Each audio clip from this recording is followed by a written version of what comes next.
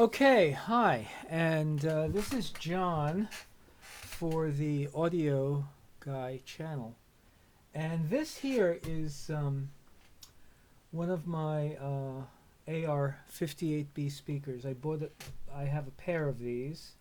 I bought them in the mid 1980s, and I've always loved them. They were great speakers. However, the foam surround on the mid-range and woofer are completely destroyed, so they have just worn away over the years.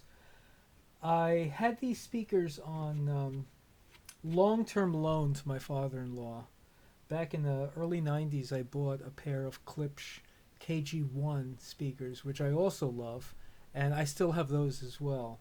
And so when I got the Klipsches, I loaned these speakers to my father-in-law, who had a pair of Advent speakers from, I guess, the early 70s.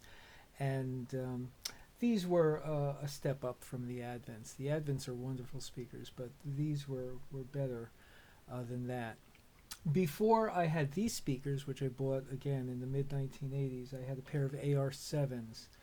And the AR7s were sort of my first serious speaker system that I bought. Before that, they were, I think I may have had a pair of Lafayette Criterion speakers. I know I had a Lafayette amplifier and a Girard turntable. This was when I was a early teen, and I had great times playing Rolling Stones, Beatles, Black Sabbath, Emerson, Lake and Palmer, and the like on my stereo. But these speakers need some love, so I'm going to send them out to be refoamed at the very minimum. I've already contacted the company that's going to do it, and the company will be revealed after I get the speakers back and put them back in the cabinet, and then do a live test on them. So anyway, since these speakers are approximately 35 years old, I have never ever taken anything out here. So this is the very first time that I am putting screwdriver to screw and taking these speakers out. So I'm going to take them out so they can be refoamed. So I'm going to start here at the bottom, and there was a little bit of a break when I started, but certainly nothing unusual, no issues, no seized screws.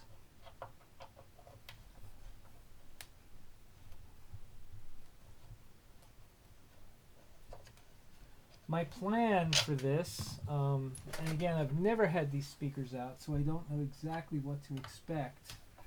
But I expect that when I get to these top two, I'm going to have to support this bottom part.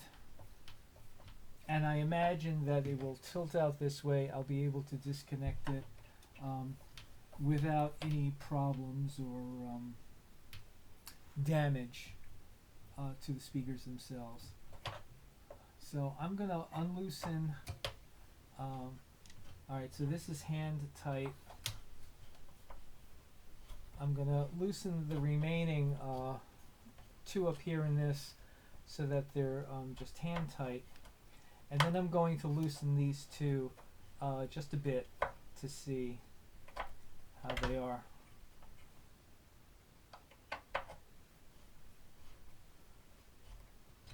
Alright. Okay, just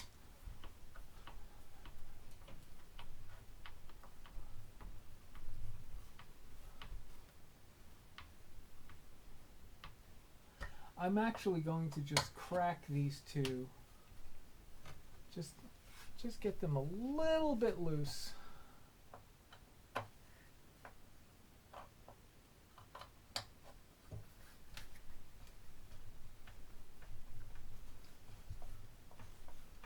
And that's fine. I just felt This is like a plastic surround piece, a cover. So I just felt it shift a bit.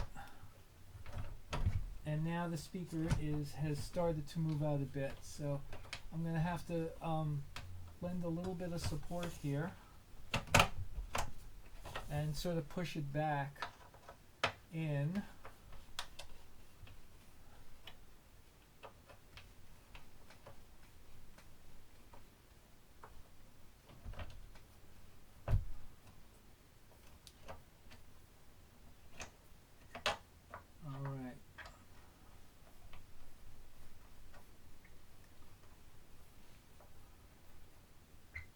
Alright, so these four should come out pretty easily.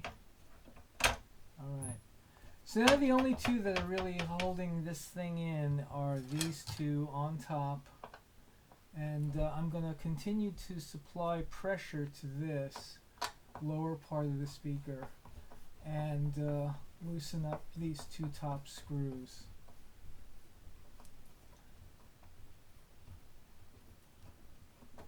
Alright, just one screw left.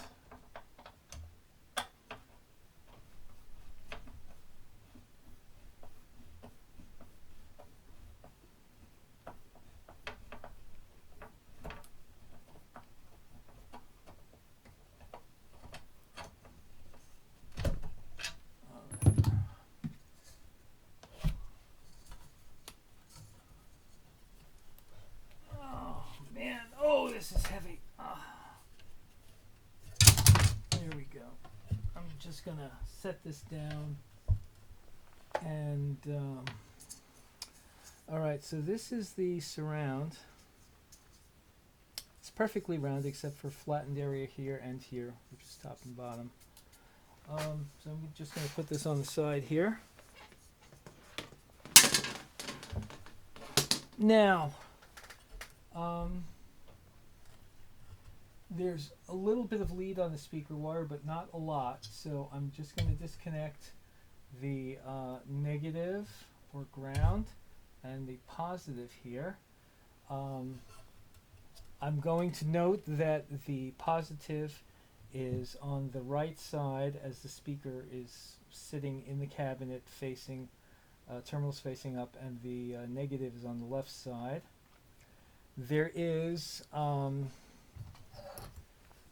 a sticker here, and I'm going to have to turn this around so I can show you.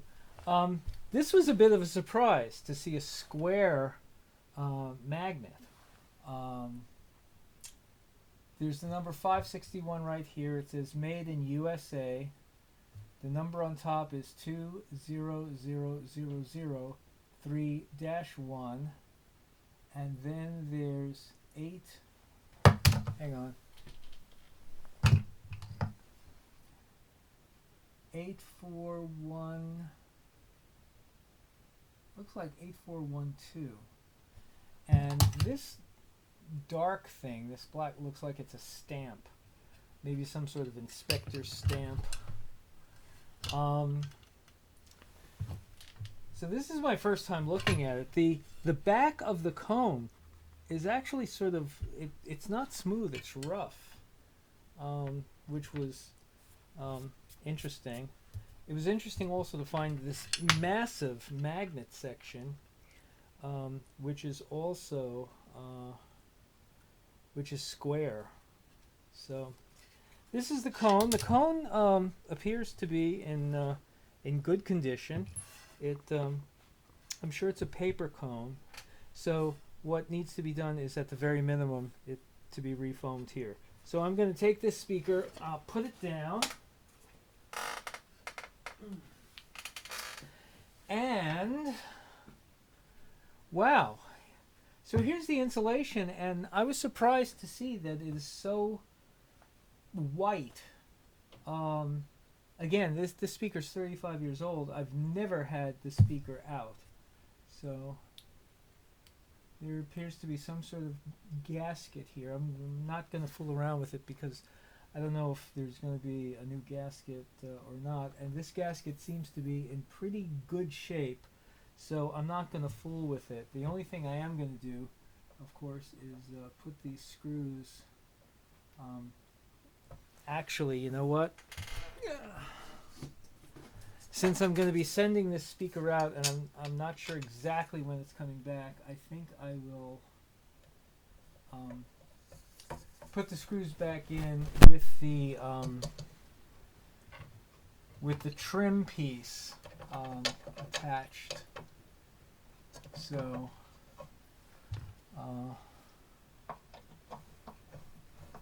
I'm just putting it here to get it on, and I'll do the rest when the camera's off. So now I need to. This is a three-way speaker. So there's a woofer, a 4-inch. The woofer is a 10-inch woofer. It measures 12 inches here, but 10 inches for the cone itself. So here's a 1-foot ruler, and it's just, well, it's 11.5 inches. But if you measure from here to here, it's almost exactly 10 inches. So I'll think that this is a 10-inch woofer. The mid-range measures cone to cone area 4 inches, almost exactly. So this is a 4-inch woofer. The tweeter we don't touch. I've always assumed that this speaker array here of mid-range and tweeter are in its own box within the box that constitute the cabinet. I'm gonna, yeah, actually I feel what appears to be a box here, and that's what I'm thinking it is. However, before I take this out, I'm going to see if I can remove, or at least pull away, a bit of this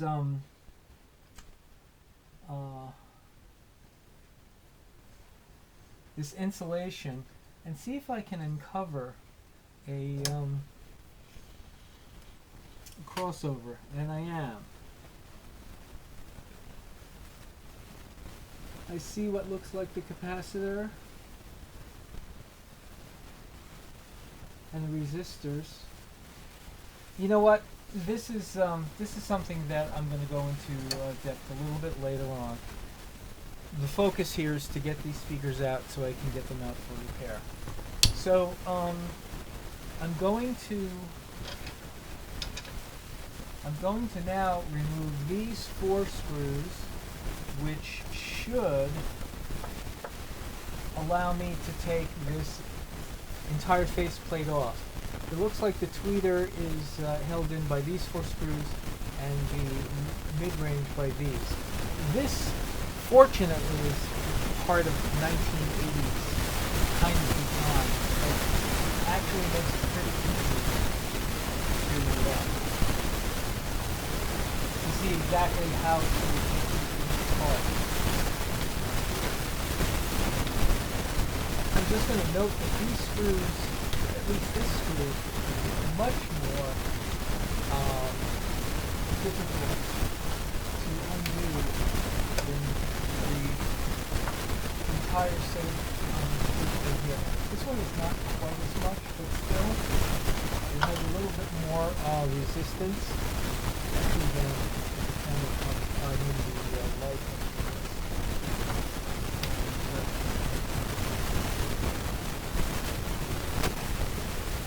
Work on this, and finally this, and to get it all loose.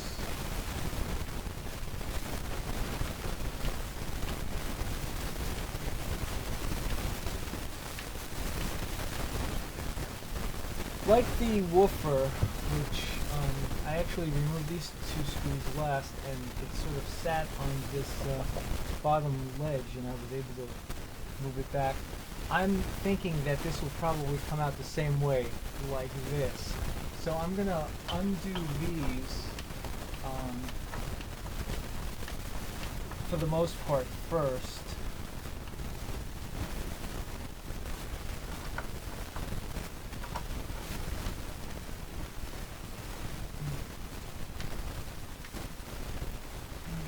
they're still not hand tight. Okay, this one is getting there.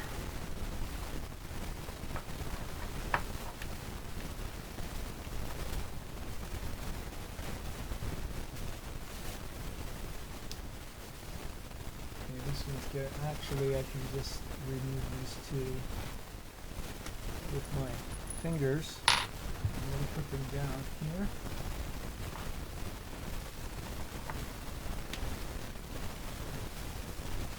You see the very top just starting to look like it's coming away.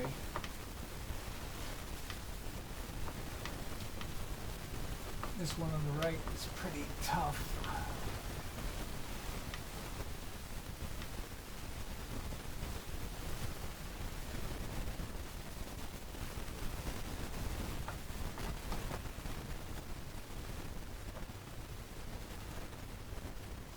Okay, both of these are hand tight now. Okay, I'm gonna hold this up by here. Alright, now I'm going to... Okay.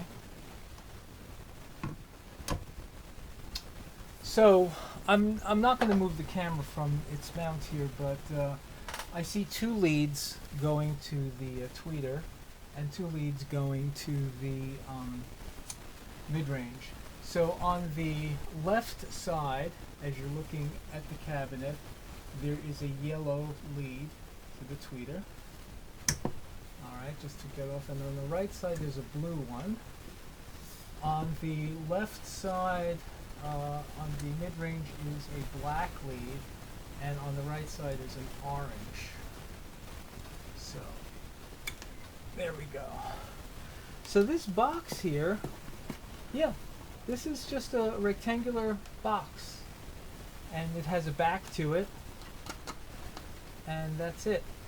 So here's the back of the tweeter and mid-range.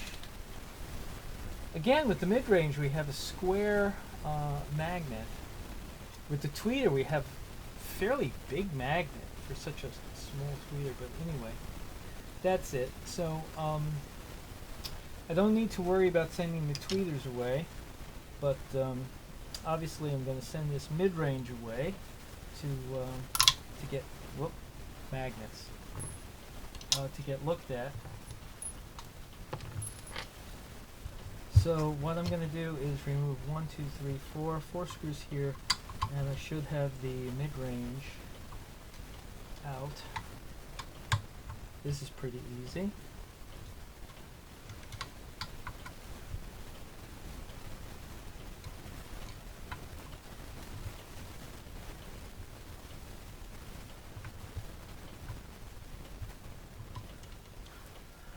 I'm going to put these right here. So, let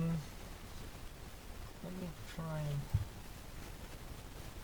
Okay, so this actually has some adhesive.